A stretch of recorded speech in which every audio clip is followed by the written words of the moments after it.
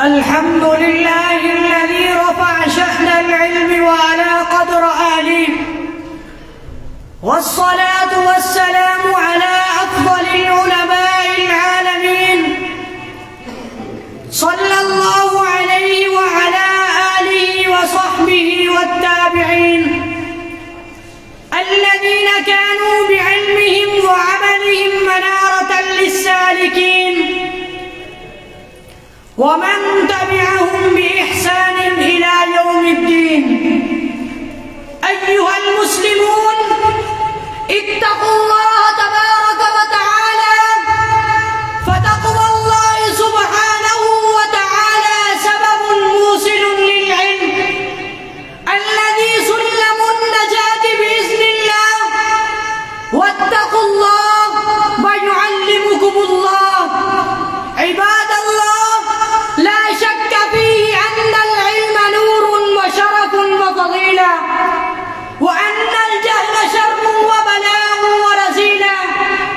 جاء ديننا الإسلامي الحنيف بالحث والترغيب فيه والتشجيع على سلوك سبيله، وأن سبيل العلم طريق إلى الجنة، كما رواه المسلم في الصحيح أن رسول الله صلى الله عليه وسلم قال: من سلك طريقا يلتمس فيه علما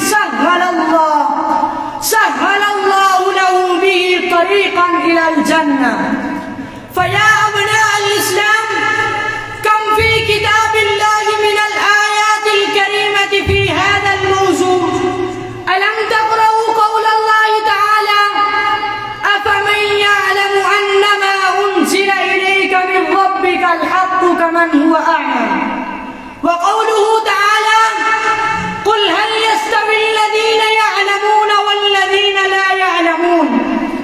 فيا أبناء الإسلام ويا طلبة العلم، يا من شرفكم بالنهل من ميراث النبوة، اتقوا الله فيهم واعلموا أنكم مسؤولون عنهم أمام الله، فكونوا خير قدوة لهم ومثلا أعلى في الخلق والاستقامة، واعتنوا بتربيتهم تربية إسلامية، ورتبوا مناهجهم مبنية على الكتاب والسنة، لتتحول المدارس والمعاهد والجامعات إلى صروح خير وهدى وميادين توجيه وتربية.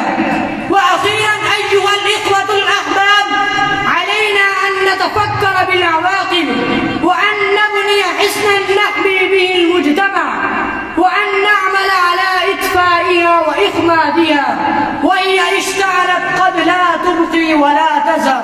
أقول قولي هذا وآخر دعوانا أن الحمد لله رب العالمين.